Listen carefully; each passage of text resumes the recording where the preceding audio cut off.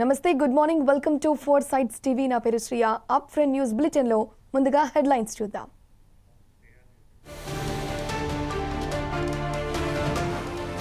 నేడు కృష్ణా జిల్లాకు deputy CM, Panchayati Raj పై చర్చ.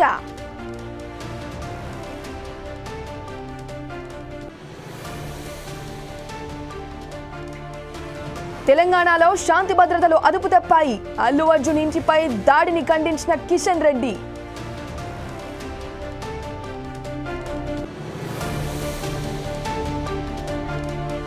చెస్ లో నారా దేవాంశ్ ప్రపంచ రికార్డు. సంతోషంలో నారా కుటుంబం.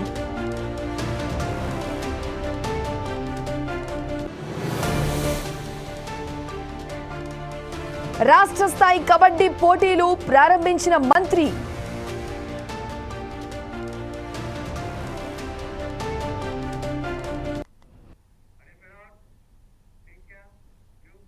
నేడు కృష్ణా జిల్లాలో జనసేనాని AP deputy CM Pawan Kalyan పర్యటించనున్నారు. కృష్ణా జిల్లాలోని కంకిపాడు మండలం గర్వరు గ్రామంలో పర్యటించి పంచాయతీరాజ్ శాఖ ఆధ్వర్యంలో చేపట్టిన వివిధ అభివృద్ధి పనులను పరిశీలిస్తారు. అనంతరం పవన్ కళ్యాణ్ గుడివాడ వెళ్లనున్నారు. రక్షిత త్రాగునీటి పనులను పరిశీలించనున్నారు.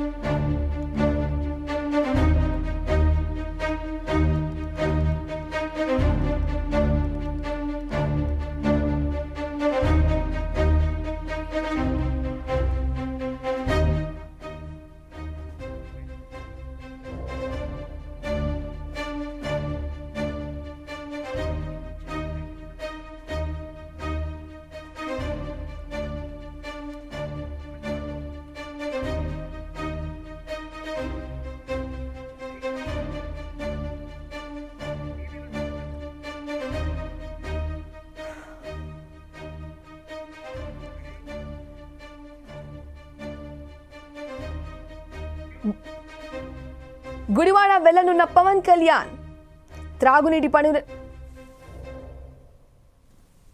నేడు కృష్ణా జిల్లాలో AP deputy CM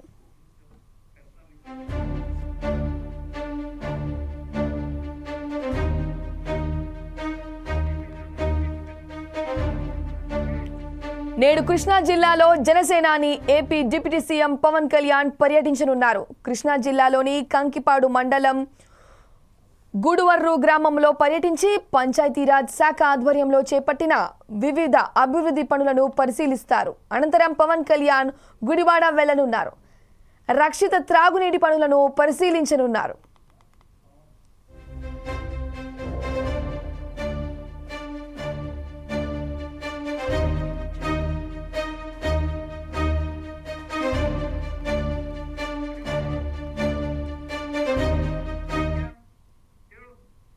Tollywood hero Allu Arjun ఇంటిపై జరిగిన దాడిని కేంద్ర మంత్రి కిషన్ రెడ్డి ఖండించారు. ఈ ఘటనపై ఎక్స్ వేదికగా కిషన్ రెడ్డి కాంగ్రెస్ ప్రభుత్వంపై ఫైర్ అయ్యారు. అల్లు అర్జున్ ఇంటిపై దాడి జరిపించింది కాంగ్రెస్ నాయకులే అని తీవ్ర ఆరోపణలు చేశారు. సీఎం రేవంత్ రెడ్డి సినీ పరిశ్రమ మీద కక్ష కట్టారని, కళాకారులను బాధ పెట్టడం జరిగిందని కిషన్ రెడ్డి సూచించారు. తెలంగాణలో శాంతి భద్రతలు కరువయ్యాయని మండిపడ్డారు.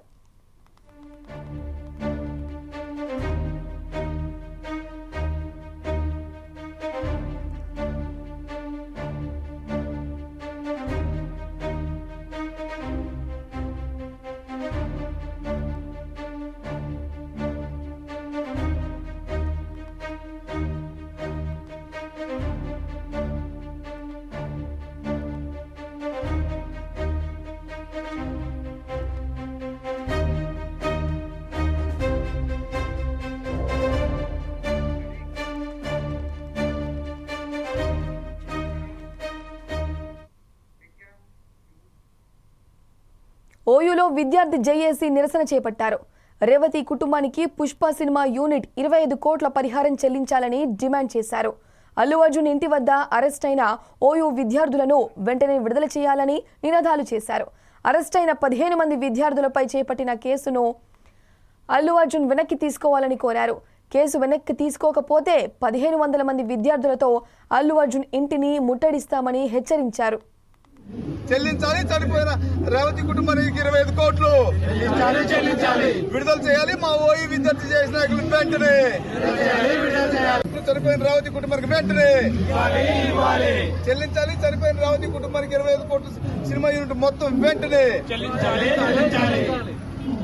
పుష్ప సినిమా రిలీజ్ సందర్భంగా రేవతి అనే ఒక కుటుంబంలో రేవతి అనేటువంటి ఒక మహిళ చనిపోవడం జరిగింది. ఆ చనిపోయినటువంటి విషయంలో మొదటగా ఓయూ చేసి ముఖ్యంగా మేము ప్రెసిడెంట్గా మేమందరం కూడా చాలా చక్కగా స్పందించినాం. మొదటి సందర్భంలో ఆ ఇష్యూలో అతనికి తెలియదేమో అనుకున్నాం. తర్వాత విరుద్ధమైనటువంటి చిత్రాలను చూస్తే ఆమె చనిపోయిన సమయంలో కూడా అక్కడే ఉండటం జరిగింది. సరే, ఇదంతా కూడా ఒక సినిమా రిలీజ్ సందర్భంగా జరిగింది. ఒకరు చనిపోయారు. ఈ చనిపోయినటువంటి సందర్భంలో ఒక హీరోగా మినిమం కామన్ సెన్స్గా వ్యవహరించాల్సిన పరిస్థితి ఉన్నప్పటికీ కూడా అలా వ్యవహరించకుండా ఈరోజు చనిపోయిన కుటుంబం ఒకవైపు అక్కడ బాధితులు బెడ్ పైన వాళ్ళు చికిత్స తీసుకుంటున్నారు. ఈ సందర్భంలో ఒక హీరో అనేవాడు పద్ధతిగా వెళ్ళి వాళ్ళు పరామర్శించి కావాల్సినవన్నీ చూసుకుని రావాల్సిన బాధ్యత. ఒకవేళ చట్టం పరిధిలో మీరు దొరకకపోయినా బాధ్యత మీదే.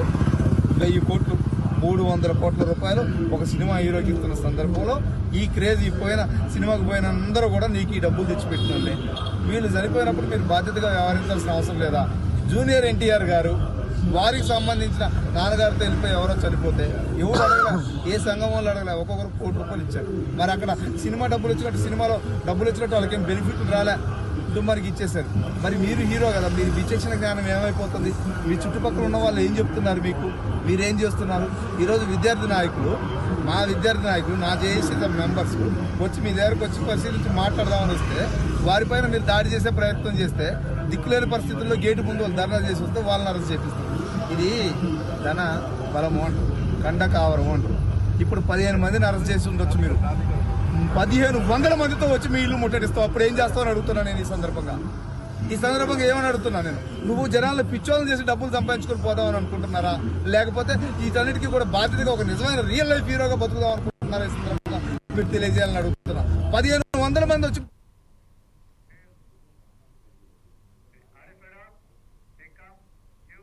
తూర్పుగోదావరి జిల్లా అనపర్తి నియోజకవర్గంలో నూతనంగా ఎన్నికైన నీటి సంఘాల సారథులను ఎమ్మెల్యే నల్లమిల్లి రామకృష్ణారెడ్డి కూటమి నాయకులతో కలిసి ఘనంగా సత్కరించారు. 5 ఏళ్లుగా నీటి సంఘాల నిర్వీర్యం అయిపోయాయని, కూటమి అధికారంలోకి వచ్చిన రైతులకు మేలు చేయాలనే ఆలోచనతో సీఎం చంద్రబాబు నీటి సంఘాలను పునరుద్ధరించారని ఎమ్మెల్యే అన్నారు. సాగునీటి వ్యవస్థను మెరుగుపరచడం ద్వారా రైతాంగానికి మేలు చేయాలని లక్ష్యంతో నీటి సంఘాలను ఏర్పాటు చేయడం జరిగిందన్నారు. ధాన్యం కొనుగోలు విషయంలో కూటమి ప్రభుత్వం చేపట్టిన విధానాలపై రైతాంగం హర్షం వ్యక్తం చేస్తుందన్నారు.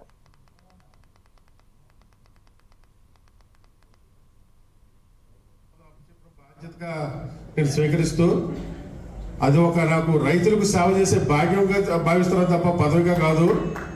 ముఖ్యంగా మనందరం కూడా రైతు సోదరులకి ఎటువంటి ఏ ఇబ్బంది వచ్చినా మనందరం ముందుండి చేయాలి. మన దేశానికి వెన్నుముక రైతన్న. ఈరోజు మానవాళి మనుగడ సాగిస్తుందంటే కారణం రైతన్న.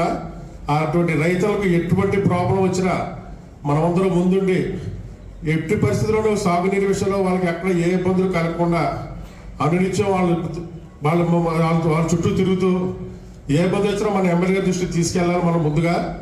అలాగే ఈ కాలాల విషయంలో ఏమన్నా మనం అభివృద్ధి పనులు చేయాలన్నా ఏం చేయాలన్నా మన నాయకుడు రామకృష్ణ గారు ఉన్నారు. ఏమన్నా ఆయన దృష్టి తీసుకెళ్ళి మనం ఆయన అడుగుజాడల్లో ఆయన ఆదేశాలకు ఆయన సలహాలను మేమంతా క్రమం తప్పకుండా పాటిస్తూ కూటమి ప్రభుత్వానికి మన నాయకులు రామకృష్ణ గారికి వచ్చే ఎన్నికల్లో 2029 ఎన్నికల్లో ముఖ్యంగా రైతన్నల నుంచి 100% ఓటు పడేలాగా మేమందరం కృషి చేస్తామని ఈ సందర్భంగా మీకు మనవి చేసుకుంటూ నాకు ఈ అవకాశం ఇచ్చిన మీ అందరికీ సెలవు తీసుకుంటున్నాను. డిస్ట్రిబ్యూటరీ కమిటీస్ కానీ, అదేవిధంగా project committee, eastern delta project committee vice చైర్మన్గా అనపర్తి డీసీ అధ్యక్షులు సుధాకర్ రెడ్డి గారు ఎంపిక కావడం జరిగింది. ముఖ్యంగా ఇవాళ రైతాంగానికి మేలు చేయాలి, సాగునీటి వ్యవస్థ కానీ మురుగునీటి వ్యవస్థను కానీ బాగుపరచడం ద్వారా రైతాంగానికి మేలు చేయాలనే లక్ష్యంతో ఈ సాగునీటి సంఘాలను ఆనాడు ఏర్పాటు చేయడం జరిగింది. గత 5 సంవత్సరాలుగా పూర్తిగా రైతులు నిర్లక్ష్యానికి గురైన పరిస్థితుల్లో మరలా రైతాంగానికి మేలు చేసే దిశగా చర్యలు తీసుకోవడం జరుగుతుంది. ముఖ్యంగా కూటమి ప్రభుత్వం వచ్చిన తర్వాత రైతాంగానికి ప్రయోజనం చేకూర్చే అనేక కార్యక్రమాలు చేపట్టడం జరిగింది. దానిలో ప్రధానమైంది ధాన్యం కొనుగోలు విషయంలో కూటమి ప్రభుత్వం ఏ విధంగా వ్యవహరించిందో రైతాంగం అందరూ ఇవాళ హర్షాతిరేకాలు వ్యక్తం చేస్తూ ఉన్నారు. సీఎంఆర్కి ధాన్యం అమ్మిన 24 గంటల్లో ప్రభుత్వం నుంచి నేరుగా రైతు అకౌంట్కి డబ్బులు పడటమే కాకుండా ఎటువంటి ఇబ్బందులు లేకుండా గతంలో ఇక్కడ అప్పటి శాసనసభ్యుడి తోడలుడు తూర్పుగోదావరి జిల్లా రైస్ మిల్లర్స్ అసోసియేషన్ అధ్యక్షుడిగా రైతుల దగ్గర బస్తాకు ఒక్కంటికి 300 నుంచి 400 రూపాయలకు తక్కువ ఉన్న పరిస్థితులు ఆనాడు రైతాంగం చూశారు. ఇవాళ కూటమి ప్రభుత్వం వచ్చిన తర్వాత ప్రభుత్వం ప్రకటించిన మద్దతు ధర కన్నా 70 రూపాయల నుంచి 80 రూపాయలు అధికంగా రైస్ మిల్లర్లు కొన్న పరిస్థితిని కూడా చూశారు. అందువల్లనే ఇవాళ అక్కడ జగన్మోహన్ రెడ్డి కానీ ఇక్కడ సూర్యనారాయణ రెడ్డి కానీ రైతు వ్యతిరేక విధానాలకు మేము నిరసన కార్యక్రమాలు చేపడుతున్నామంటే స్పందన శూన్యమైంది. రైతులకు మేలు చేయడం కోసం ఇవాళ సాగునీటి సంఘాల సారథులుగా ఎంపికైన వారందరూ ముందుకు వెళ్ళడానికి సిద్ధంగా ఉన్నారు. ముఖ్యంగా అనపర్తి నియోజకవర్గంలో తెలుగుదేశం, జనసేన, భారతీయ జనతా పార్టీ ముగ్గురు కూడా నీటి సంఘాల సారథులుగా ఎవరైతే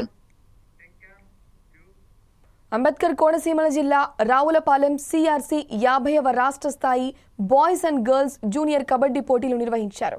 ఈ పోటీలను కార్మిక క్రీడా శాఖ మంత్రి మండిమల్లి రాంప్రసాద్ రెడ్డి, కొత్తపేట ఎమ్మెల్యే బండారు సత్యానందరావు ప్రారంభించారు.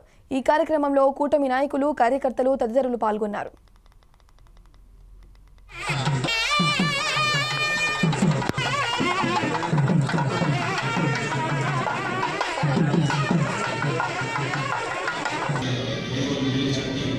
ఈ యొక్క ప్రజలకు ఉపయోగపడే అన్ని వర్గాలన్నీ అందరికీ కూడా రాజకీయ అత్యంతంగా నడవాలని నేను కోరుకుంటా ఉన్నాను. మా యొక్క ఉద్దేశం ఈ ప్రాంతం అభివృద్ధి చెందాలి, ప్రజలకు మంచి జరగాలి, అందరికీ న్యాయం జరగాలి. ఎక్కడెక్కడో ఉన్న వారికి అవకాశాలు కల్పించడం చేసే శక్తి సామర్థ్యాలు మన ప్రాంతంలో ఉన్న పెద్దలకు ఉన్నాయి. దాన్ని సద్వినియోగం చేయాలి. ఆ దిశలో మనందరం కూడా బయలుదేరాలని కోరుకుంటా ఉన్నాను. ఒక చక్కటి కార్యక్రమం చేశాడు ఈనాడు ఎక్కడో కడప నుంచి మంత్రి గారి కనుక మరొకటి అనుకోవద్దు. కడప ప్రాంతం నుంచి రావులపాలెం దాకా వచ్చారు, రాయలసీమ 4 జిల్లాల నుంచి వచ్చారు, ఉత్తరాంధ్ర జిల్లా నుంచి వచ్చారు. అది మనకి గౌరవకారణం. వారికి చక్కటి ఆతిథ్యం ఇచ్చి వారి గౌరవంగా మనం చూసుకుని ఈ కార్యక్రమాల్లో వారు పాల్పంచుకునేలాగా మనం ప్రోత్సహించాలని సందర్భంగా కోరుకుంటూ ఈనాడు ఈ ఆంధ్ర కార్యక్రమానికి సహకరించిన రావులపాలెం సిఆర్సి వారికి అధ్యక్షుడు వెంకటరెడ్డి గారు, వారి కార్యవర్గం, అదేవిధంగా సిఆర్సి అధ్యక్షుడు మోహన్ రెడ్డి గారు, వారి కార్యవర్గం, వేదిక మీద ఉన్న పెద్దలు, మంత్రివర్యులు కూడా చిన్నదా పెద్దదా కార్యక్రమాన్ని చూడకుండా ధన్యవాదాలు తెలియజేస్తున్నాం. ముఖ్యంగా ఎందుకంటే ప్రభుత్వం యొక్క ఖర్చులో 1 రూపాయి కూడా తీసుకోకుండా ఈ రోజు వాలంటరీగా ఇలాంటి సంస్థలు ఎన్నో క్రీడలలో సంవత్సరాలతో ఈ కార్యక్రమాలను చేపడుతున్నాయి. దానిలో భాగంగానే ఆంధ్ర కబడ్డీ అసోసియేషన్ అనేది ఏదైతే ఉందో అది వెంకటరెడ్డి గారి నేతృత్వంలో, అలాగే శ్రీకాంత్ నేతృత్వంలో ఎన్నో కార్యక్రమాలు చేపట్టడం వల్ల దానిలో భాగంగానే యావత్ 13 జిల్లాలకు సంబంధించిన క్రీడాకారులందరినీ ఒక దగ్గర ఏర్పాటు చేసి 1 రోజు 2 రోజులు కాదు 4 రోజులు ఈ కార్యక్రమంలో వాళ్ళకు భోజనాల అవకాశాలు, భోజన ఏర్పాటు చేసి అలాగే మంచి అకామిడేషన్ ఇచ్చి ఇలాంటి కార్యక్రమాన్ని చేపట్టడం చాలా గొప్ప విషయం. ఎందుకంటే ఈ రోజు ప్రభుత్వాలు నుంచి డబ్బులు వస్తేనే క్రీడలు నిర్వర్తిస్తామని పొందుతుంటే మేము సైతం అంటూ ఈ రోజు ఈ ఆర్గనైజేషన్ ద్వారా ఇంత మహోన్నతమైన కార్యక్రమాన్ని ప్రారంభించడానికి నేను రావడం కూడా చాలా సంతోషంగా ఉంది. ముఖ్యంగా మా కూటమి ప్రభుత్వం ఏర్పాటైన తర్వాత, చంద్రబాబు నాయుడు గారు ముఖ్యమంత్రి అయిన తర్వాత ఈ రాష్ట్రంలో క్రీడాకారులకు గత 5 సంవత్సరాలు దక్కని గౌరవాన్ని దక్కించే విధంగా చర్యలు తీసుకుంటున్నాం. ముఖ్యంగా దానిలో భాగంగా ఈ 6 నెలల్లోనే మంచి అడుగులు పడ్డాయి. ముఖ్యంగా క్రీడా పాలసీ తీసుకొని రావడం జరిగింది. ఏపీ సీఎం చంద్రబాబు నాయుడు మనువడు మంత్రి నారా లోకేష్ తనయుడు దేవాన్స్ చెస్లో ప్రపంచ రికార్డును సృష్టించారు. వేగంగా పావులు కదపడంలో నారా దేవాంశ్ ప్రపంచ రికార్డు నెలకొల్పాడు. దీంతో 9 ఏండ్ల నారా దేవాంశ్ వేగవంతమైన చెస్ మేడ్ సాల్వర్ 175వ పజిల్స్ ప్రపంచ రికార్డును సాధించాడు. ఈ కార్యక్రమంలో ప్రతిష్టాత్మకమైన world book of records London నుండి అధికారిక ధృవీకరణను అందుకున్నాడు. నారా దేవాంశ్ ఈ ఘనత సాధించడంతో నారా ఫ్యామిలీ హర్షం వ్యక్తం చేశారు. నారా దేవాంశ్ ఇటీవల మరో 2 ప్రపంచ రికార్డులను నెలకొల్పాడు.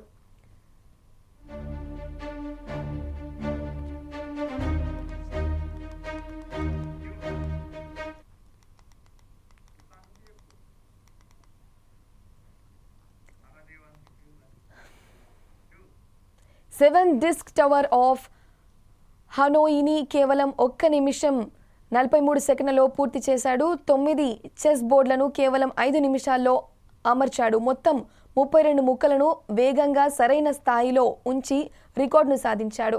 దేవాంశ్ ఈ ఘనత సాధించడం పట్ల మంత్రి నారా లోకేష్ హర్షం వ్యక్తం చేశారు. దేవాంశ్ లేజర్ షాట్స్ ఫోకస్లో శిక్షణ పొందడం ప్రత్యక్షంగా చూశారన్నారు.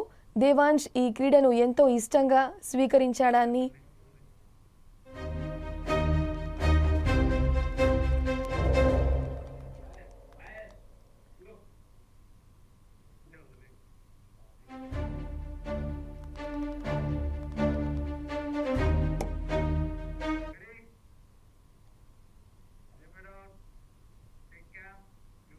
నిజామాబాద్ జిల్లా రెంజల్ మండలం కేంద్రంలో 38.75 కోట్ల రూపాయలతో నూతనంగా నిర్మించిన ఎంసీహెచ్ క్రిటికల్ కేర్ యూనిట్లు రాష్ట్ర వైద్యారోగ్య శాఖ మంత్రి దామోదర రాజనరసింహ ప్రారంభించారు.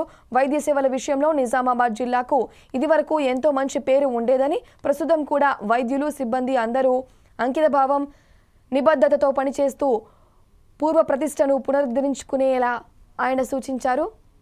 ప్రభుత్వ పరంగా ఎన్ని సదుపాయాలు కల్పించినా వైద్య సేవల్లో లోపాలు ఉంటే ప్రయోజనం శూన్యంగా మారుతుందన్నారు.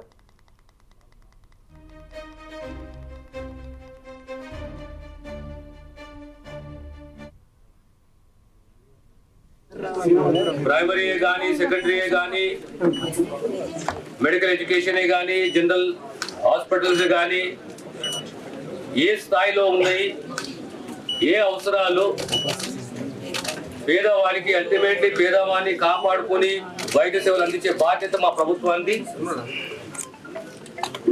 రివ్యూ చేసుకున్నాము. అవసరాలు, సిబ్బంది, వైద్య సేవలు అందించే సిబ్బంది, డాక్టర్లే కానీ, నర్సులే కానీ, ఫార్మసిస్ట్లే కానీ, ల్యాబ్ టెక్నీషియన్సే కానీ,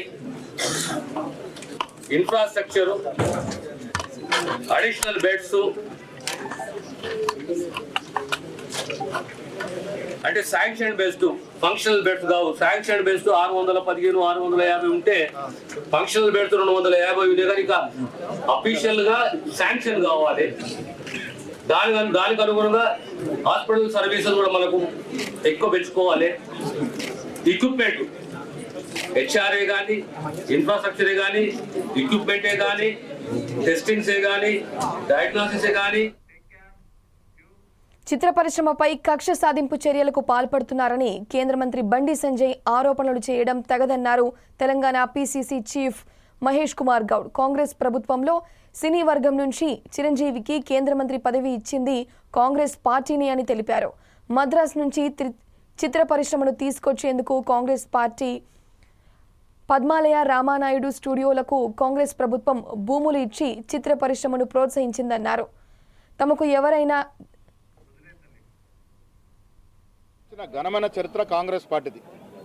మీరు గుర్తుపెట్టుకోవాలి, మద్రాస్కి పరిమితమైనటువంటి చిత్రసీమ హైదరాబాద్కి రావడానికి ఆనాడు కాంగ్రెస్ ముఖ్యమంత్రులు మర్రి చెన్నారెడ్డి కానీ, జలగం వెంగళరావు కానీ, ఆ తర్వాత వచ్చినట్టు విజయభాస్కర్ రెడ్డి కానీ, ఆ తర్వాత రాజశేఖర రెడ్డి కానీ ఎన్నో వెసులుబాట్లు ఇచ్చినారు. చాలా చౌక ధరలకే భూమి ఇవ్వడం వల్ల ఇవాళ హైదరాబాద్లో వెలిసినటువంటి రామానాయుడు స్టూడియో కానీ, పద్మాలయ స్టూడియో కానీ, రకరకాల గొప్ప స్టూడియోలు ఎట్లా వచ్చాయి? అసలు మద్రాస్కే పరిమితమైనటువంటి ఆనాటి మేటి నాయకులు హైదరాబాద్ రావడానికి కారణం ఎవరు? కాంగ్రెస్ పార్టీ కదా. మెగాస్టార్ చిరంజీవికి కేంద్రంలో మంత్రివర్గ పదవి ఇచ్చింది ఎవరు? కాంగ్రెస్ పార్టీ కదా. ఇవాళ అర్జున్ అనేటువంటి సినిమా యాక్టర్ ఇవి అప్ ఫ్రంట్ న్యూస్ అప్డేట్స్ చూస్తూనే ఉండండి 4 Sides TV.